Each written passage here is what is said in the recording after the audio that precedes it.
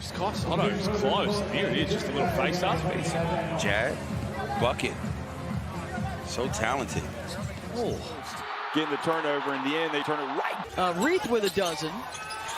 Soto with the bucket from the Philippines. The pick, the roll. Harris slices the deep. And he only knows, oh, that's the goal interference. Off Tyler to Soto, and again got the rebound.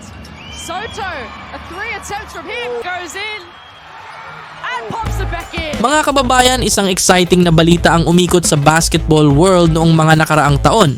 Si Kai Sotto ay posibleng sumali sa Utah Jazz. Sa video na ito, tatalakayin natin ang lahat ng detalye tungkol sa potensyal na paglipat niya sa NBA, kung ano ang magiging epekto nito para sa kanyang career, at kung paano ito makakaapekto sa Utah Jazz. Huwag kayong bibitiw dahil siguradong marami kayong malalaman.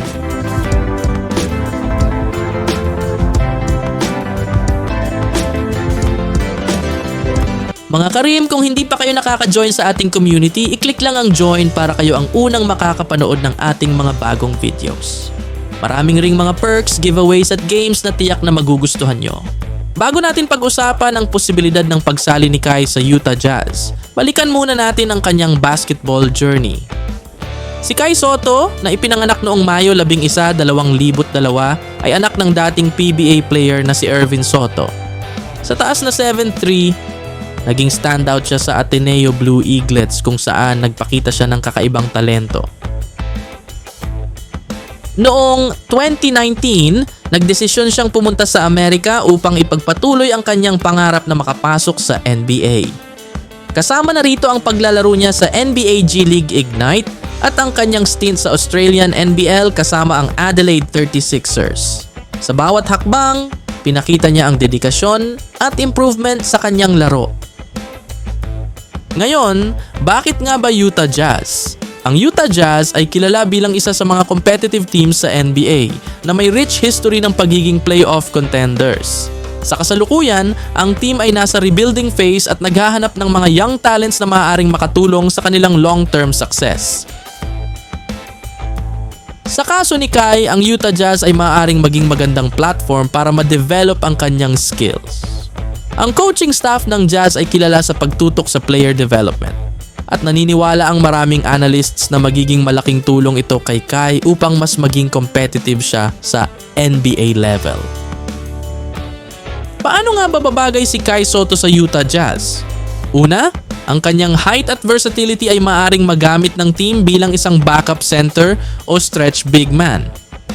Sa modern NBA, mahalaga ang pagkakaroon ng big man na may shooting range at mobility, at ito ang isa sa mga aspeto na patuloy na dinidevelop ni Kai. Bukod dito, ang Jazz ay may kakulangan sa depth sa kanilang front court. Sa presensya ni Kai, magkakaroon sila ng dagdag na asset sa rebounding, rim protection at offense sa low post. Sa tamang guidance at exposure, maaaring maging valuable contributor si Kai sa team. Ngunit hindi madali ang landas patungo sa NBA. May mga hamon na kailangang harapin ni Kai Sotto tulad ng adjustment sa bilis at physicality ng laro sa NBA. Ang competition ay mas mataas at ang mga kalaban ay mas experienced. At isa pa, kailangan niyang patunayan na kaya niyang mag-adapt sa defensive schemes at mas mag-improve sa kanyang shooting consistency. Ngunit sa kanyang work ethic at dedikasyon, maraming naniniwala na kaya niyang lampasan ang mga hamong ito. Kung matutuloy ang pagsali ni Kai Sotto sa Utah Jazz, magiging monumental ito hindi lamang para sa kanya kundi para sa buong Philippine basketball. Isa itong inspirasyon para sa mga kabataang nangangarap din na makapasok sa NBA. Ipinapakita nito na kaya nating mga Pinoy na makipagsabayan sa global stage. Ang ganitong pagkakataon ay magbibigay din ng spotlight sa basketball program ng Pilipinas at posibleng magbukas ng pinto para sa iba pang aspiring players na makilala sa international level. At diyan nagtatapos ang ating talakayan tungkol sa posibleng pagsali ni Kai Sotto sa Utah Jazz. Isang malaking hakbang ito para sa kanyang career at para sa Philippine basketball. Ano ang masasabi nyo mga Karim? Sa tingin nyo ba ay handa na si Kai Sotto para sa NBA? I-comment ang inyong opinion sa ibaba. Salamat sa inyong panonood mga ka-hoopers. Baka pwede nyong i-like ang video na ito at mag-subscribe na rin para sa mga bagong updates.